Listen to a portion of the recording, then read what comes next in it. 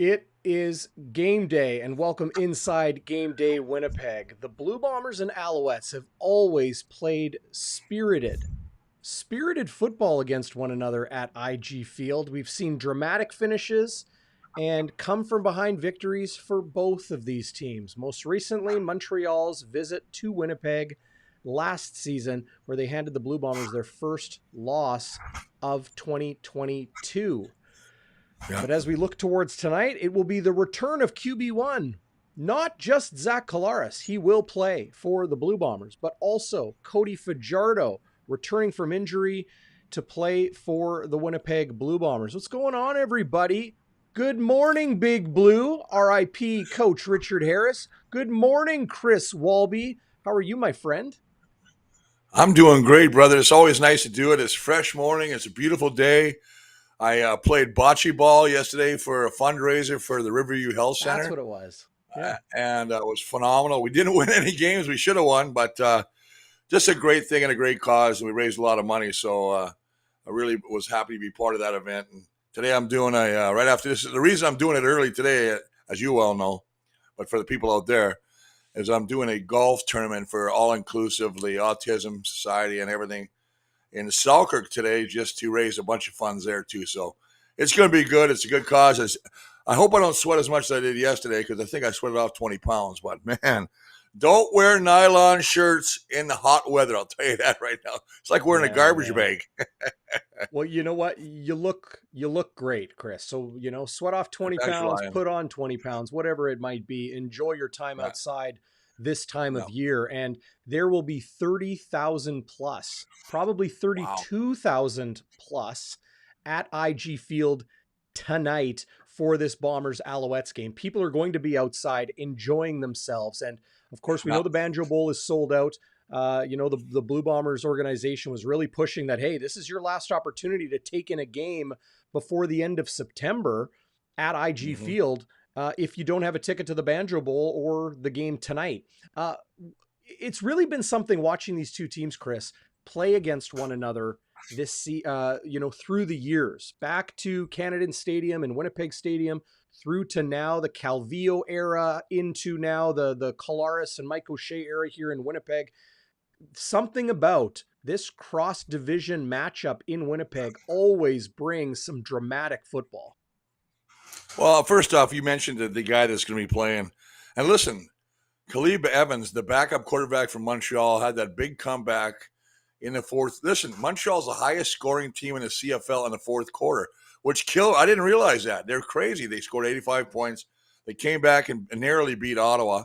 But I just think the fact that Cody's back is going to be interesting. He hasn't played in 3 weeks. He had a shoulder injury. It'll be interesting because they're going to have to protect both quarterbacks. To me, are in the same situation. You definitely don't want to see Zach get hit, and you definitely don't want to see Cody get hit. So it's kind of one of those things. Which O-line and which game plan is going to protect those quarterbacks better? Very interesting to watch. Well, what did you see from the Blue Bombers O-line last week in Calgary? Because the run game kind of disappeared in the second half. A lot of criticism from fans and media alike about going away from the run in the third quarter. Mike O'Shea answered those questions with, well, we tried. And that tells me that the Calgary defense really focused in on Brady Oliveira, who had over 70 yards in the first half. He finished with 80. Yeah.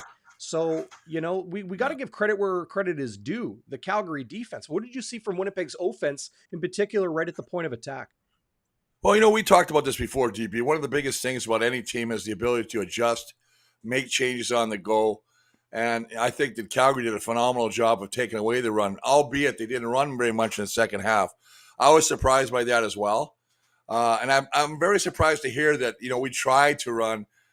Because that doesn't sound like something normally you'd hear, because they'll pound, and eventually you break it. You'll break through and get some stuff. So to me, I'm a little surprised by that answer. But I just think that we got away with one there last week, because I'm still thinking about that one receiver who was wide open on the 10-yard line, and he dropped the ball. He would have walked. He could have crawled in the end zone, not by touched. That was a big break. And obviously then you got, Demario Houston, who's having a crazy year. With this interception for a touchdown, it really changed the tide of that game. So It was great, man. I mean, but Montreal is a different bird. I think Jason Moss has got these guys playing pretty decent football. They're 4 wins in a row right now, albeit everybody's going, well, they haven't played Toronto. They haven't played at Winnipeg since then. They haven't played BC. But they're winning games, and that's what matters. I mean, come on, man. You know, I look at that game in Calgary last week, a 1-point win, and it's like you got to be good to be lucky, and you got to be lucky to be good. Winnipeg found fortune so many moments in that game. I've described it as, a squeaker of a win. The Trey Roberson drop, that could have completely changed the game, and would have been, a Drew Brown interception that would have set Calgary up with some good field position and some momentum. But to me, Chris, a lot of people have reached out and said, Drew Brown came back down to earth. And this just shows, that you need bigger sample sizes and all that. And I agree. You do need bigger sample sizes, especially with young quarterbacks. But to me, I agree with you. Here's my controversial take on Winnipeg's win in Calgary last week. If Zach Collaros played, and full credit to Zach Collaros and his, we know how good he is. We know how great he is.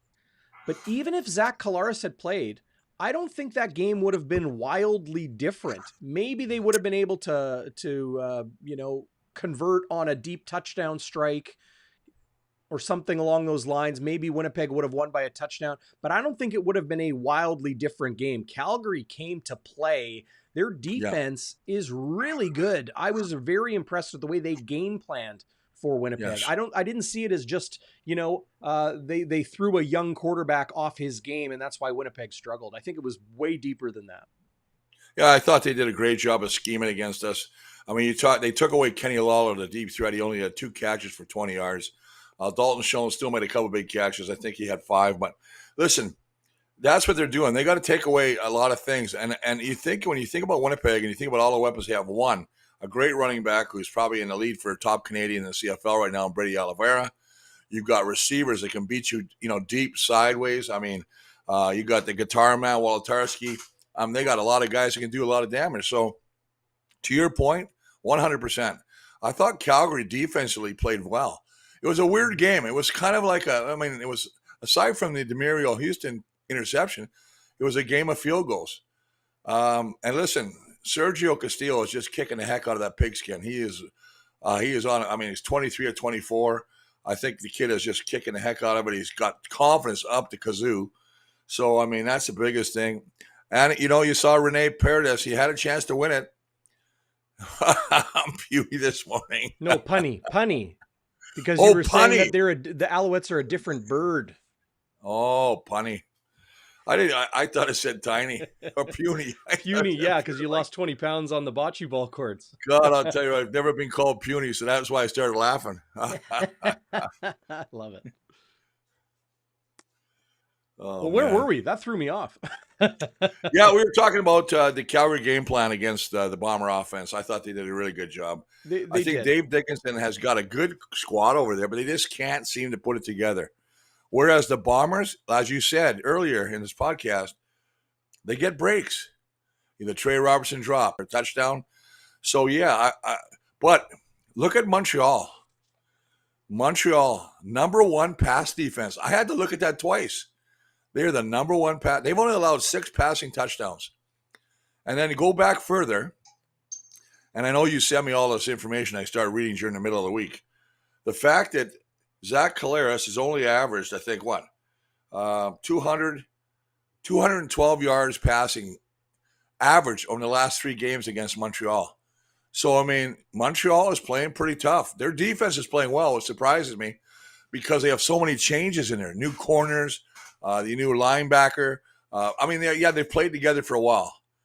But my thing is going to be to watch is I want to see how Landon Rice, the Manitoba Bison boy, and Nick Callender adjust and how they game plan to take away Willie Jefferson and Jackson Jeffcoat. That to me, because this is a team that's given up second most sacks. Cody Fajardo was getting killed. I think they have to go to a double tight They got to spread that out, and hopefully they'll be able to do something. William Stanback has not played William Stanback type football yet. I know that on my depth chart, I got Wally. Whatchamacallit, Walter Fletcher back in the lineup. Yeah, you don't have him there. Yep, he's lined up at where is he? Oh, not. No, you're right. Fletcher is injured right now.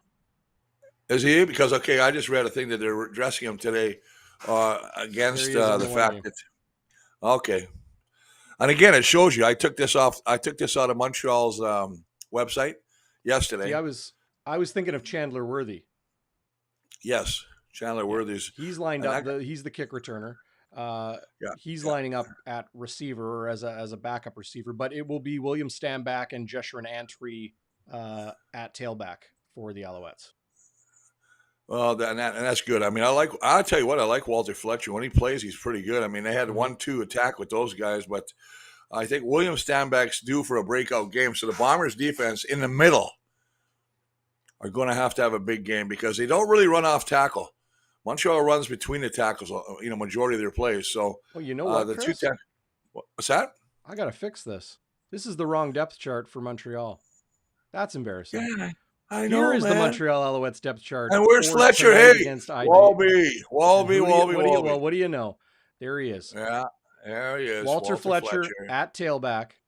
Chandler Worthy starting at receiver. I knew something was off there. You know what?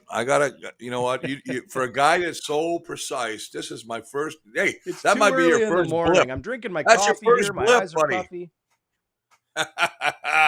No kidding. Walby, I got to put it on the chalkboard. Walby 1, DB 0 right now. Yep, okay. And that's the way it'll stay. Austin Mack he's been outstanding in his rookie year, Chris. We had somebody ask. I wanted to pull up this comment. Haven't seen much of this Austin Mack kid. I'm thinking that Patrolman Pete, who's watching live on YouTube. What's going on, Pete? Good to see you in the live chat. Good to see everybody in the live chat this morning. Welcome. Be sure to hit that thumbs up. Don't forget. Pete hasn't seen much of this Austin Mack kid. On the whole, in the CFL, we've seen a lot of this Austin Mack kid. He is dang good. Which defensive back, asks Pete, will be covering Austin Mack tonight? It will likely be Demario Houston getting the bulk of that work, but they will move Mack around. Could see Winston Rose on the other side. Could see one of the halfbacks, either Evan Holm or Dietrich Nichols. My feeling is they're not going to want to have their number one receiver against Dietrich Nichols, the human tarp that covers everything. I think they're going to try to shy away from that matchup. But Mack has been dang good this year, and you know what? Let's do it. Here is head coach Mike O'Shea on Austin Mack. He seems to always be open. There's something about him. I don't know how fast he'd be. I've never looked him up to see what his times would be, but he's got to be a precise route runner and obviously good hands, good physical stature, right? He's not huge, but he's not small by any means, and just seems to be got the great connection with their quarterbacks. It's been interesting to see Austin Mack elevate to star status as a rookie in 2023, the same way Dalton Schoen did it in 2022. What a find for the Alouettes in Austin Mack.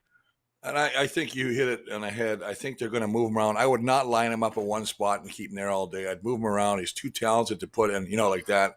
I mean, he leads the league in receiving yards. He's got 13 second down conversions. The biggest one, though, is he's got 8 catches over 30-plus yards. He's a deep threat. And then the other guy that's getting a lot of recognition now is Tyler Snead. 2 touchdowns last week. The guy has 5 touchdowns. Again, he's got 12 second down, and he's another new kid. This Tyler Snead kid, he's really come into his own at that slot back position. So they've got some guys. The same thing as they got on the other side. If you go to the other side of the depth chart there, DB, you got a guy named Tyson Philpott, who did not play last time they played. And this kid is a game breaker. We watched him on returns. He returns a lot of things. So, and then you can't forget about number 1, Hergy Mayala. So they've got some depth in there. They've got some talent there. So to me, it's going to come down to that O-line being able to give time to Cody Fajardo. And if they get in his face and they rattle him, I just think it's not going to be a good game for Montreal. But we know Winnipeg's run defense has been suspect a little bit this year, Chris. Yeah, you look at Walter Fletcher, William Stanback, Jeshurun Antwi as kind of a change of pace late in the game. That is a 3-headed monster, probably highlighted by these two in particular, and Fletcher and Stanback, a 2-headed beast that is really hard to contain. Well, and that's the thing. I mean, they haven't had these guys in the same backfield for a while. I think only 1 or 2 games earlier. So they're looking forward to having Walter Fletcher back there with Stanback to offset each other. 2 different kind of runners. Walter Fletcher is a scat back, when I call a guy who can break a tackle and take off, where you got, then you got William Stanback, who's a power back. He'll run you over. So they're definitely, as you bring up the Bomber depth chart there, big game's going to have from Biggie, Wilson, Thomas, and especially those guys in the middle. I really think Jake Thomas, and Ricky Walker at the defensive tackles are going to have big games, get some push, close those lanes. And it's going to be a gap control game. Make sure you're in a proper gap. Don't get washed out and allow any kind of seam, because they can take it the other way. It's really been interesting watching the Blue Bombers defensive line in particular this year, Chris, because in recent history, the most recent couple seasons, they have dressed 7, 8 defensive linemen. Now they go with 6 pretty consistently, with Lawson, the former Montreal Alouette, a second-year Bomber, third-year CFLer, and Anthony Bennett, the Blue Bombers' first-round draft pick this past year, as the reserves. So why do you think they are going to less guys when they have a Miles Fox, when they have, another player or 2 on the practice roster that they could activate for a little bit more depth, a little bit more rotation to be fresh?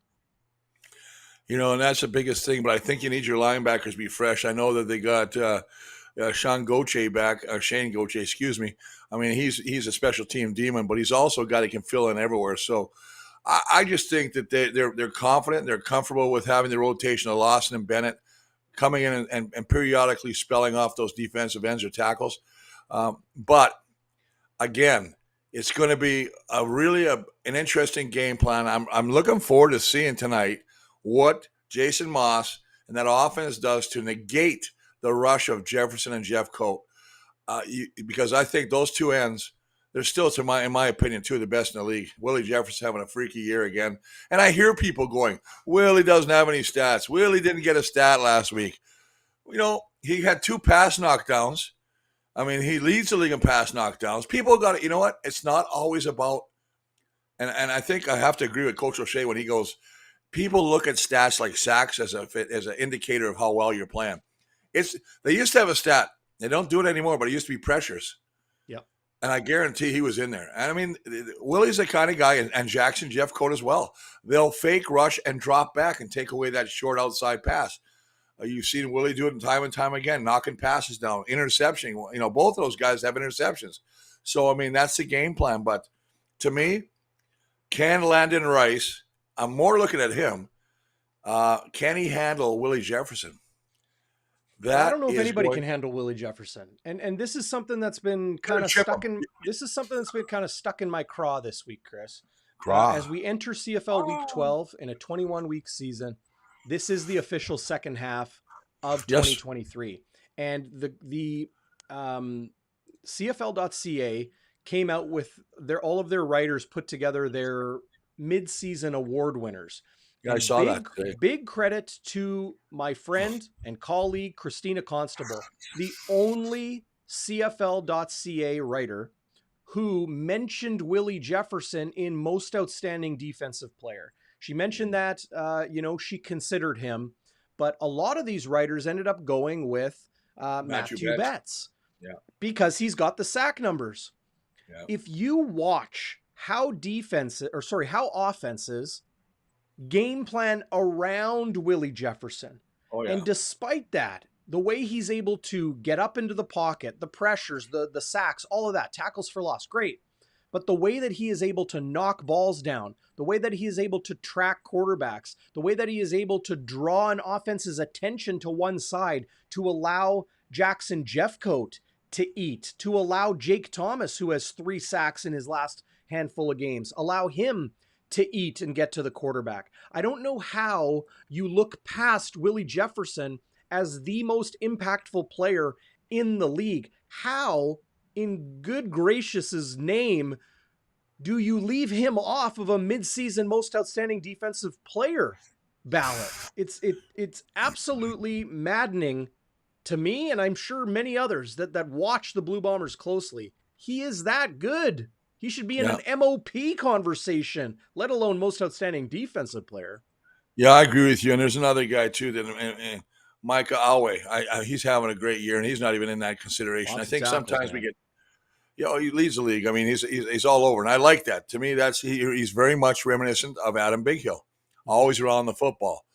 Adam, Bighill still leads the Bombers in tackles. He still makes plays. The guy, I mean, he's a warrior out there. That's what I can only give him that thing, because he's tough as nails, and he will just nail you. I mean, I've watched him come on blitzes. He just kills the quarterback.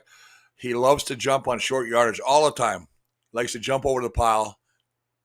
I just think these guys are good. But I will say this, as your point, and I agree with you on everything you said about Willie Jefferson. And I don't know, these voters sometimes, they used to say that voting for the O-line was the hardest thing because they'd have to go to the coaches. But when you see what he's done, when a guy is leading the league in pass knockdowns in a DB-orientated stat, and when he's still got 8 sacks and he's still got a bunch of tackles, and then the pressures, if I put the pressures on there, he should blow everybody away. But yeah, you're right. These people have to look past certain things. And it's like, if I look on the other side, remember we talked about this? I think in Game 3, we were saying, where is Sean Lemon, the Lemonator, going to end up? Mm-hmm.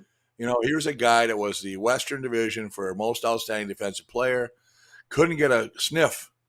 He went to BC. They cut him when they went with the younger guys. And I'm watching this guy now, and he's been back for 3 or 4 games. He's got a sack in each one of his games. He's got a forced fumble. He's got an interception. He is still a very, very impactful football player. Yeah. So let's not forget about Sean Lemon on that outside there. And I like the other kid playing opposite him in Jamal Davis II. I mean, I think these guys they got a good defense, boys. I'm telling you. I know that Montreal used to be, not really one of the class of the leagues. Ever since my buddy Calvillo left, because when he was quarterback, Montreal wasn't. I mean, they were 3 or 4 or 5 Grey Cups in a row. I just want to see what they do. I love this game because I think people are expecting the Bombers to just go haywire on Montreal. But as you said, Montreal came into our town last year and beat us, albeit with a different crew, but still. You've got Cody Fajardo, who's had up and down games against the Bombers. If you don't get to Cody and let him get comfortable, he throws the ball as well as anybody, and he gets confident. As he said, this is sprinkle Jesus, and he throws the ball down the field. You know what I mean? So, yeah. Well, Winnipeg's defense versus Montreal's offense will be interesting to watch, but intriguing to me more is Montreal's defense against Zach Collaros, Brady Oliveira, Kenny Lawler, Schoen, Dembski. We know the usual suspects. Now, while those areas will be, talked about maybe the most, something that has definitely caught the attention of Blue Bomber Nation as of late, Chris, is the special teams play. You mentioned Sergio Castillo. He has been very good. Jam Sheehan, the punt game, the punt cover game, the kick cover game maybe hasn't been as good as it has in years past. Or even in recent memory. No update on Janarian Grant when he might be able to return. He is on the 6-game injured list, and the Blue Bombers have their way of handling injuries. But Comet brings up the elephant in the room. That's where it goes, the goat. Mike Miller back, says Comet, watching live on YouTube. What's going on, Comet? Great to see you. Great to see everybody. Hit that thumbs up if you're just joining us here on Game Day Winnipeg. I want to bring in head coach Mike O'Shea, who was asked about Mike Miller's injury recovery status and the impact of not having him in the lineup. Any update at all with Mike Miller when he can be No update. No update. How much do you guys miss him on special game? Yeah, I mean, he's the best ever, right? So when you're dealing with the best ever, they are missed. There's something about the way he plays and the confidence he brings to the group. He's going to make a tackle when you need it. He's going to knock somebody down when you need it. And but guys have picked up the slack pretty damn good, right? It's just there's something about his quiet confidence and the way he gets the job done on the field that people feed off of. Miller brings more than just the most special teams tackles in Canadian football history. Passing the president and CEO Wade Miller, passing Jason Araki of the BC Lions, who was the previous special teams tackle leader all time. Miller brings leadership, grit, and I think you can speak to this, Chris. When you're playing next to a guy that is going to put everything on the line, he's going to scrap and fight and get his nose bloody and get the job done, that elevates everyone else's game around them. I agree 100%. It does elevate the game, but the other thing I think that Mike Miller gives you is directional. Directional, and I mean by this is making sure guys are in the right spot. He's a leader. He understands it. That's his role. He's the killer. Miller, they call him Miller the killer. Yeah, you're right. Listen, he's the GOAT, greatest of all time. But I think, as you say, he raises everybody else's level of play, but he also makes sure people are in the right spot. Where we're talking punt protection, we're talking about punt, cover, kickoff return. You know what I mean? He makes sure everybody's there. Punts, right? That was blocking punts. Now you look at I'll stretch and say this. If there's a Mike Miller in that second or in that punt protection, I don't think Jamison gets his punt block. But again, you never know, right? That's ifs and buts and candies and nuts. My biggest thing is I watched the returner for Calgary last week, Tommy Lee Lewis, a little water bug. Man, can that guy scat? I mean, he can run, brother. I mean, average. What he had 183 yards on punt returns. He had 300 yards total in returns. You can't have that happen. That and the block punt was a real blemish on the special teams play last week. Well, that was another area I think Winnipeg was fortunate, right? That Tommy Lee Lewis wasn't able to break one to the house because that would have won the game. Well, and he was giving them excellent field position. They just, again, they got to give credit to Bomber defense because they held, the Stampeders out of the end zone. So, I mean, that's the biggest thing. I mean, now everybody's saying, well, if Rene would have kicked those 2 field goals, well, yeah. Well, if that kid would have caught the football, yeah. I mean, there's a million things you can go through, right? Ifs and buts. But I think we got it. We squeaked the win out. I think Drew Brown played well. I don't think he played great. I think people sometimes have these expectations because of what he did the first game. Sure. That he was going to come up and light it up. And he was brought down to reality. And I said the same thing. You don't give a guy all-star status after one game. You got to earn it. It takes overtime. And maybe he got a little dull on that shine, but I still think he did whatever he had to do to help win that football game. You know what I mean? I don't think they would have won that football game had it not been for a couple of Calgary mistakes. But having said that, that's how this league is. That's the CFL, baby. You know what I mean? He who makes, they say it's always controlled by 5 plays. A whole game will come down to 5 plays. And if you look at that, I could name 3 right now. And you mentioned 3. You mentioned, obviously, the Robertson dropping the interception. The receiver, I think, Hakanavanu dropping the pass. Rene missing one field goal for sure he should have made. So, I mean, there's 3. But, again, that's Calgary. Now we got a different animal. And I think the Alouettes are much more aggressive on defense than Calgary. So I want to see what they bring. They're going to try and get after Zach. This is why, to me, it's so cool because you got to keep Zach up. there's a lot of pressure on him. If he gets a good crank, you don't know what's going to happen. And I know Zach's happy. He says he's 100%. He's ready to go. He's ready to get back on the field. But he does not want to get hit. No quarterback wants to get hit. And we still talked about this yesterday. I was with a bunch of guys yesterday after this watching, and everybody to a T said, how the hell was that not a late hit when he got hit in that game? And I said, yeah, you know what? I can't even argue with that. What really, in Edmonton, yeah. What really surprised me was they went to the command center and they still didn't think it was a late hit, which to me, it was mind-boggling. But having said that, that's over. That's water under the bridge. The big thing today will be, and I know I stress this every game, but to me, this game really will be won in the pit. It's going to be a pit game. It's going to be a battle. It's going to be a warrior against warriors. Stanley and Gray and Kolonkowski, Neufeld, Hardwick, as you talk, they are really going to have their hands full with the Montreal defense. And the opposite side, I think that when you look at Callender, Lestage, Lawrence, Matty, and Rice, the Montreal O-line, they're going to be up. So I mean, this is what you want. I love it as a former O-lineman. I love it when it comes down to this, where you know that you are going to be such a huge factor. And you know what? It's funny you highlighted Armando Sewell. They're on him going, hey, Armando is still a horse. He's only got a sack and he's got a couple tackles. I mean, that guy's a game breaker. He's still a horse in that middle. And then you got Mustafa Johnson. Product. Brock. There's another one from Manitoba. Going lock. Reserve role. But I mean, Montreal's defense to me is led by two guys in the middle of the defense, Reed and Tyrese Beverette. Yeah. And Tyrese Beverette has played the dime. He has played safety. He can play kind of everywhere. He's a weak side linebacker. Reminds me a lot of Kyrese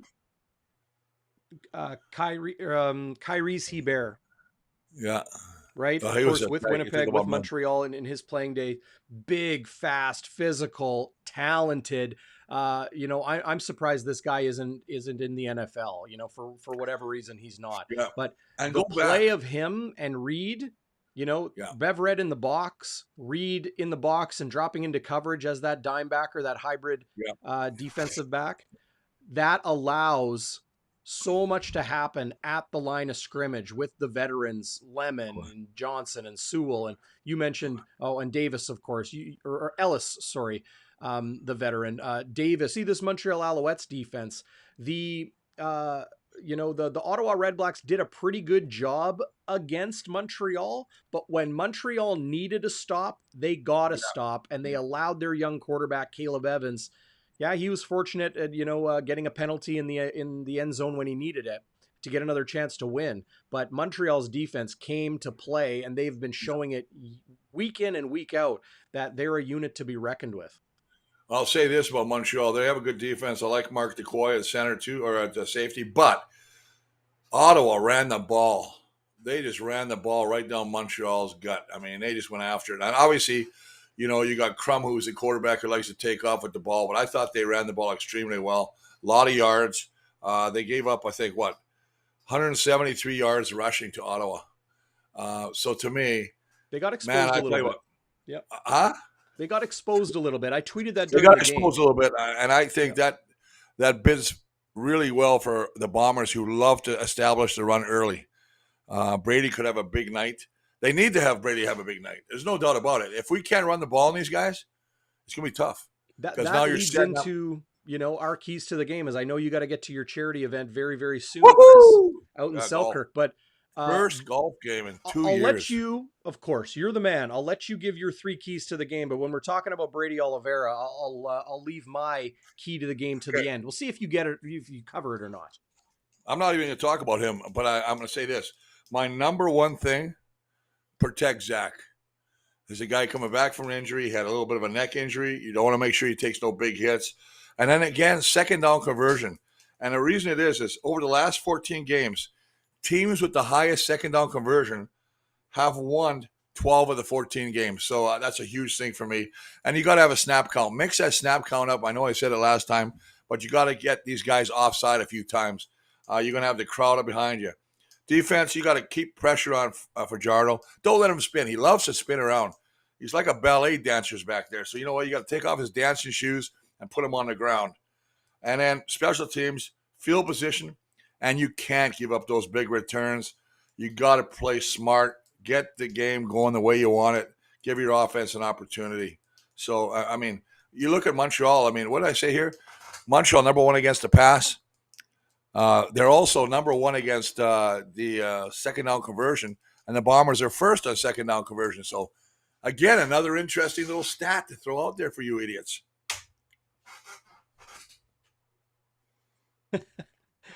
Would you call? I don't mean idiots. I mean, for those that aren't initiated like the rest of us, this is how 63 shows his love. If he calls you an idiot, it means he loves you. That's right, man. I know that for a fact. I'm not even playing. No. I'll add to that, Chris. The key to me, and I loved how you mentioned protecting Zach Collaros. That's obviously MO number one throughout any game for the Blue Bombers.